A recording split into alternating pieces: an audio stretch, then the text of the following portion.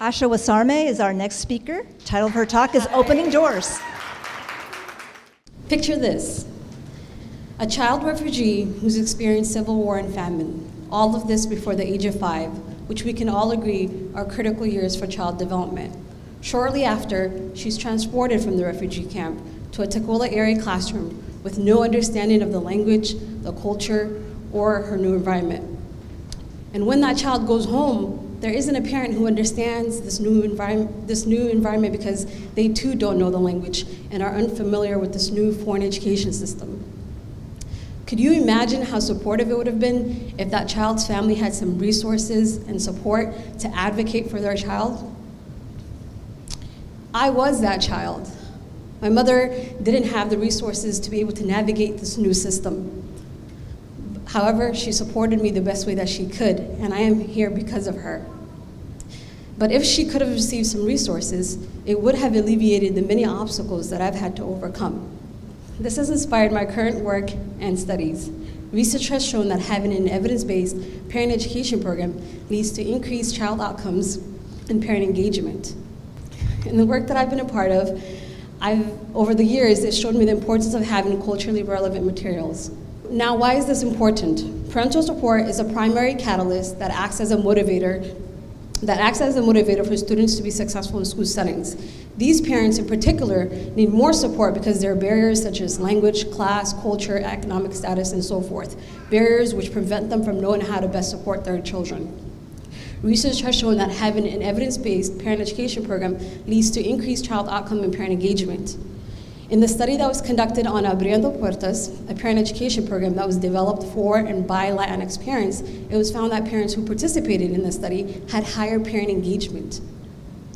Parents also showed increased knowledge in the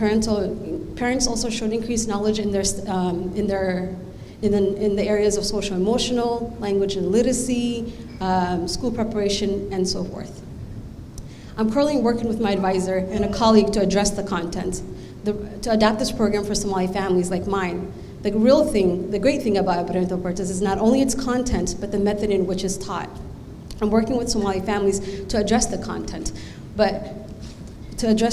for them. And by including them in the process of designing the program, we're really taking into consideration their cultural practices and specific needs, which will ensure that the program will meet its intended outcome. The teaching method used is popular education, and in this method you provide information and you guide the participants to a place of action. And as a person who's teaching, we're really giving them a voice. They already have the knowledge and experiences, but as a facilitator, we're guiding them to a place where they can take action to enrich their children's life. The first session of the program really sets the tone for the rest of the trainings. It helps the parents understand that they are their child's first teacher. And I had the parents partake in an activity in the focus group. So I asked them to pair up together and they share their names, their families' names, an important lesson that they were, the city or country where their parents were born, an important lesson that their parents gave them when they were a child, and whether or not they passed that lesson on to their children.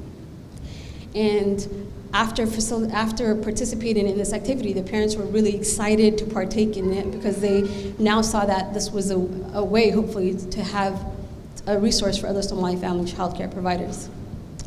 And about a week or later or so, one of the providers' daughter called me, Ayan, and she said, Asha, what is it that you're talking to my mom about? She's over here asking us questions about values and teachings and how we intend to pass it on to our kids. This short interaction showed me the positive impact that this program could have on my community, because just within that short time, the parents are already utilizing these resources. I hope that the image behind me is a picture of my family, my mother, his paternal grandmother, and my nephew at his preschool graduation here in Seattle. A generalization that is made about Somali families is that they don't want to be involved. Yet by looking at the picture, you can see the strength and the support that Abdurrahman is feeling from having his family there at his preschool graduation. I hope that this program will be a vital tool to close that gap and to build a bridge in ways in Washington's growing number of immigrant families.